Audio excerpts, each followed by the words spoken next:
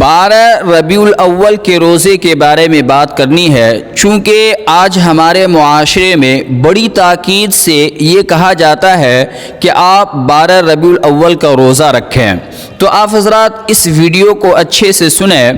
دیکھیں، آپ صلی اللہ علیہ وسلم کی حدیثوں سے یہ معلوم ہوتا ہے کہ آپ صلی اللہ علیہ وسلم پیر اور جمعرات کا روزہ رکھا کرتے تھے۔ اب یہ بات تو بالکل کنفرم ہے کہ آپ صلی اللہ علیہ وسلم کی پیدائش پیر کے دن ہوئی تھی، اور یہ بھی کنفرم ہے کہ آپ صلی اللہ علیہ وسلم کی پیدائش کا جو مہینہ تھا وہ 12 ربیع الاول کا تھا۔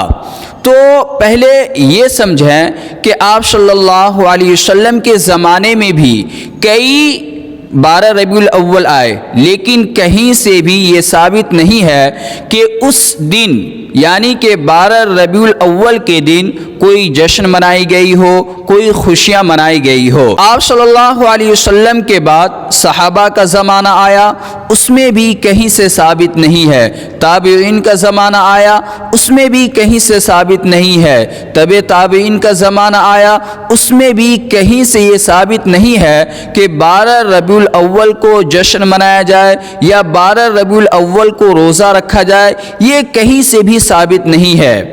آج کل ہمارے معاشرے میں بڑی تاکید سے کہا جاتا ہے کہ آپ 12 ربیع الاول کا روزہ رکھیں۔ تو آپ حضرات کے لیے یہ جاننا ضروری ہے کہ پیر کے دن جو آپ صلی اللہ علیہ وسلم روزہ رکھا کرتے تھے، وہ اس لیے روزہ رکھا کرتے تھے کہ آپ صلی اللہ علیہ وسلم کی پیدائش کا دن پیر کا دن تھا، اور آپ صلی اللہ علیہ وسلم پر جو پہلی وحی آئی تھی وہ بھی پیر کا ہی دن تھا۔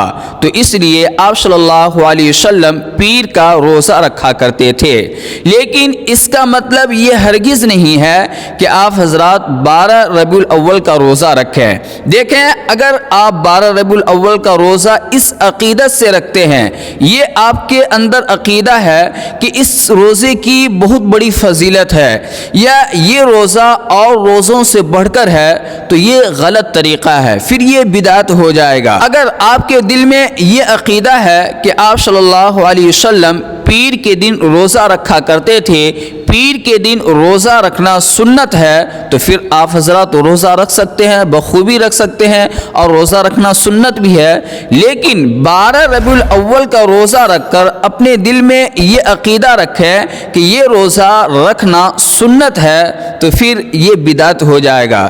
تو اگر آپ کے دل میں خواہش ہے کہ میں روزہ رکھوں، تو آپ لوگوں کے دل میں یہ عقیدہ ہونا چاہیے کہ آپ سنت سمجھ کر نہ رکھیں بلکہ ایک جائز سمجھ کر رکھیں۔ تو دعا کریں اللہ تعالی ہم سبوں کو عمل کرنے کی توفیق عطا فرمائے۔